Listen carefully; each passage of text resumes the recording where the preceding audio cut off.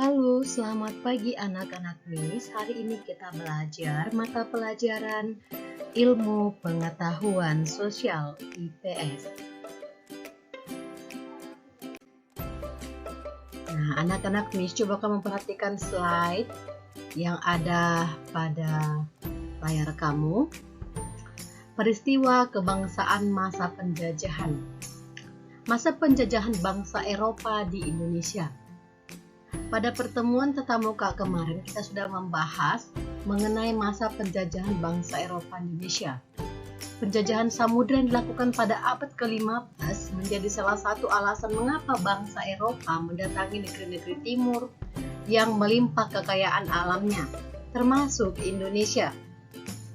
Hal ini terjadi untuk mewujudkan tujuan utama mereka dari penjajahan samudera itu, yaitu yang pertama, mencapai kejayaan atau disebut dengan glory. Nah, kemarin ini sudah dijelaskan ya ketika pertemuan tatap muka. Nah, kita review kembali. Kemudian yang kedua adalah memiliki kejayaan atau gold. Yang keempat, menyebarkan agama atau gospel. Kemudian yang keempat adalah mencari rempah-rempah. Perlawanan bangsa Indonesia terhadap penjajah.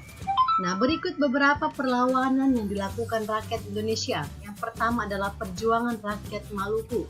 Pada tahun 1533, Sultan Ternate menyerukan perlawanan untuk mengusir bangsa Portugis yang berkhianat pada kerajaan Ternate dengan memonopoli rempah-rempah. Kemudian yang kedua, perlawanan kedua terjadi pada tahun 1570. Perlawanan tersebut dipimpin oleh Sultan Ba'abullah disebabkan oleh tewasnya Sultan Kairun. Portugis menyerah dan meninggalkan Maluku pada tahun 1575. Berarti setelah perlawanan kedua, maka 5 tahun kemudian Portugis meninggalkan kota Maluku. Yang kedua adalah perjuangan rakyat Sumatera. Nah, ini kita tinggal di Pulau Sumatera ya. Yang pertama itu di Aceh, perlawanan dipimpin oleh Teuku Cik Ditiro, Panglima Polim Teuku Umar, dan Cut Nyakdien. Cut Nyakdien ya. Rakyat Aceh menggunakan taktik perang gelirnya, yaitu memasuki hutan agar tidak mudah ditangkap. Kemudian yang kedua, perlawanan rakyat Sumatera Utara dipimpin oleh Sisingamangaraja yang ke-12. Penyebabnya adalah Belanda ingin menguasai Tapanuli. Yang ketiga adalah di Sumatera Barat. Perlawanan dipimpin oleh Tuanku Imam Bonjol. Penyebabnya adalah politik adu domba Belanda terhadap kaum adat dan kaum Padri. Nah, itulah beberapa pahlawan dari Pulau Sumatera. Yang ketiga adalah perjuangan rakyat Jawa. Di Pulau Jawa, Pangeran Diponegoro memimpin perlawanan terhadap Belanda. Perang terjadi karena Belanda memasang patok jalan di atas tanah makam leluhur Pangeran Diponegoro tanpa izin. Belanda berhasil menangkap Pangeran Diponegoro dengan berpura-pura mengajak berunding. Saat berunding, Pangeran Diponegoro ditangkap dan diasingkan ke Manado pada tahun 1830. Yang ketiga adalah perjuangan rakyat Bali. Sikap Belanda yang melanggar hukum tawon karang menjadi penyebab perlawanan rakyat Bali. Yang kedua adalah perlawanan dipimpin oleh satu Gusti Ketut Jelantik di sekitar benteng Jagaraga sehingga disebut Perang Puputan Jagaraga. Ini terjadi pada 1846 sampai dengan 1849. Perlawanan berakhir ketika Belanda dapat menguasai benteng Jagaraga. Kemudian perjuangan rakyat Kalimantan Selatan. Pangeran Antasari pemimpin perlawanan rakyat Kalimantan Selatan. Penyebab perlawanan ini adalah sikap Belanda yang berusaha menguasai kerajaan Banjir. Belanda juga memonopoli perdagangan dan mencampuri urusan kerajaan.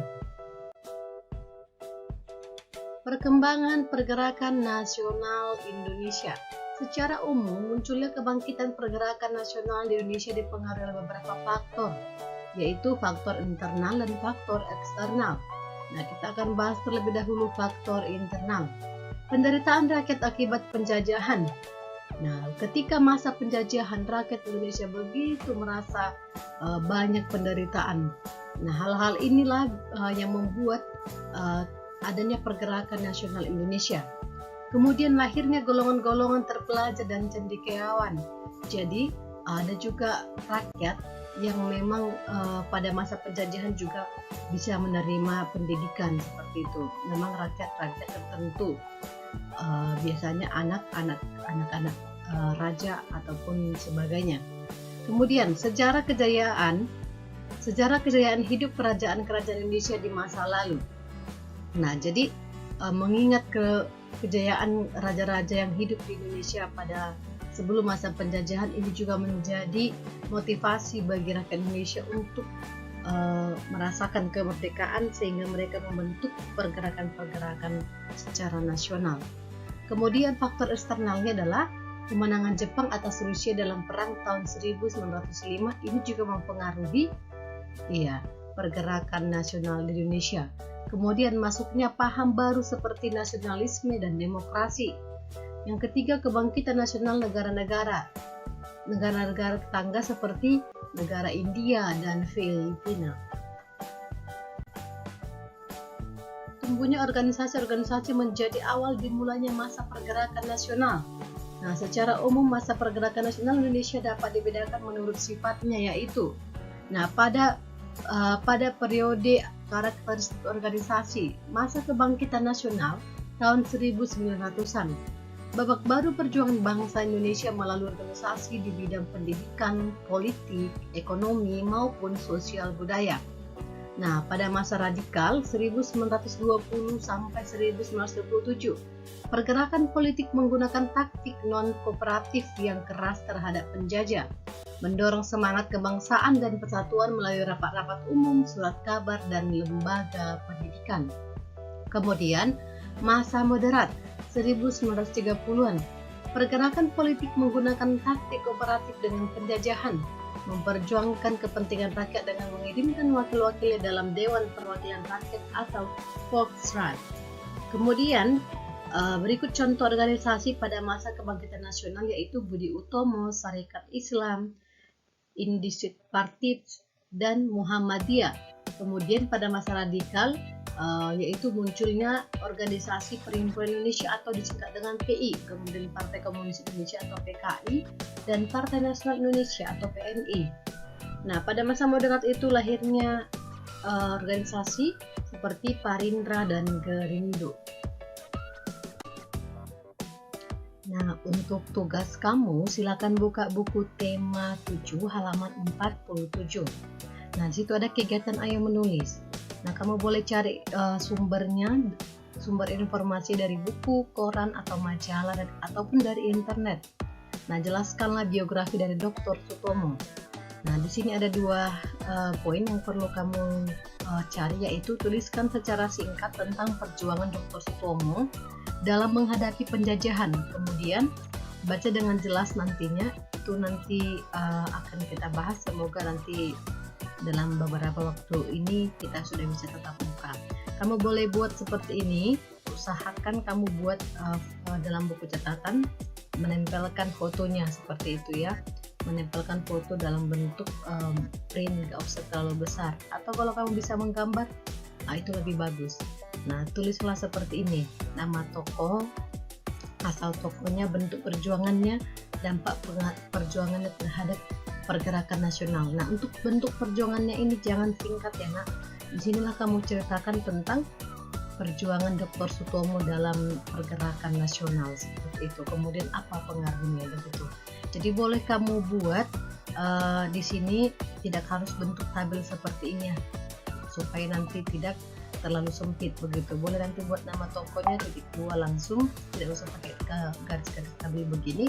Kemudian asal tokoh, bentuk perjuangannya kamu ceritakan dari sumber yang kamu peroleh, kemudian dampak perjuangan terhadap pergerakan nasional juga itu kamu sampaikan dalam bentuk tulisan.